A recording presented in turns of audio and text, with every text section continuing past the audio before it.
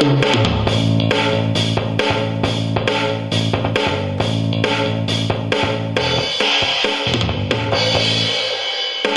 zijn hier bij Gartner IT Expo in Barcelona, waar 4000 executives vertegenwoordigd zijn om te praten over de laatste trends en ontwikkelingen op het gebied van IT. 1500 daarvan zijn CIO's en ook Nederland is traditioneel altijd sterk vertegenwoordigd bij deze bijeenkomst.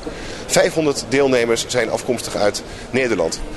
Executive People en Dutch IT Channel zijn de hele week aanwezig om verslag te doen van dit evenement. Nou, we zijn natuurlijk allereerst voor de vierde keer een van de sponsors van het Benelux House samen met Executive People en Terremark, VMware en Red Hat.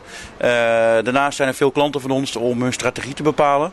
En ook voor onszelf de nieuwe trends, waar staan we over 5 jaar, is gewoon uitermate belangrijk.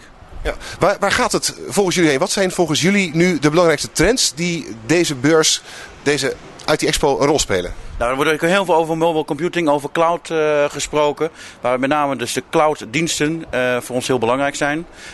Zelf heel actief met managed private cloud oplossing voor backup, voor storage en voor virtuele serveromgevingen. En dat is wel een van de hot topics naast het mobile stuk. En bring your own device, dat soort achtige zaken. De nieuwe wereld. Ja, wat zijn nou typische vragen waar CIO's mee zitten? Bijvoorbeeld de CIO's die jullie hier spreken bij dit event? Nou, heel veel zaken rondom security. Hoe beheer ik de alsmaar groeiende hoeveelheid data, het big data stuk? Hoe ga ik met die data om en haal ik daar iets waardevols uit? Maar ook omgaan met een markt waarin eigenlijk de eindgebruiker bepaalt wat er in het datacenter naar binnen komt. Dus Apple heel erg opkomend. Maar zeker ook wat dat dan betekent voor de IT-infrastructuur van grote bedrijven. En op wat voor manier spelen jullie vervolgens in op die vraag van de CIO? Wat bieden jullie ze? Ja, een van de belangrijkste dingen waar wij heel erg vanuit bezig zijn vanuit TechTwit is rondom storage, rondom backup en recovery. En hoe zorg ik ervoor dat mijn data op het plekje staat waar het op dat moment hoort te staan. En zorg ervoor dat door de hele lifecycle heen dat beheerd wordt en op het juiste medium staat.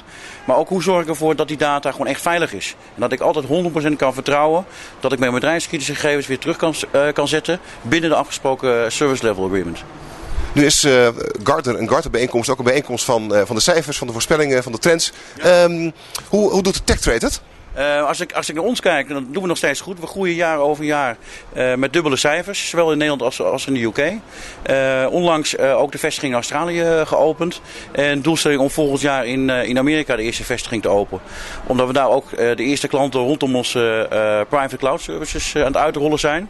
Zie je dat wij nog steeds doorgroeien. Als ik tendens wel een beetje hoor tijdens de sessies, is het wel het budgetten blijven hetzelfde. En dat betekent eigenlijk gewoon dat er gekrompen wordt met de inflatie, met de alsmaar groeiende zaken. Moeten ze gewoon veel meer doen met de bestaande budgetten.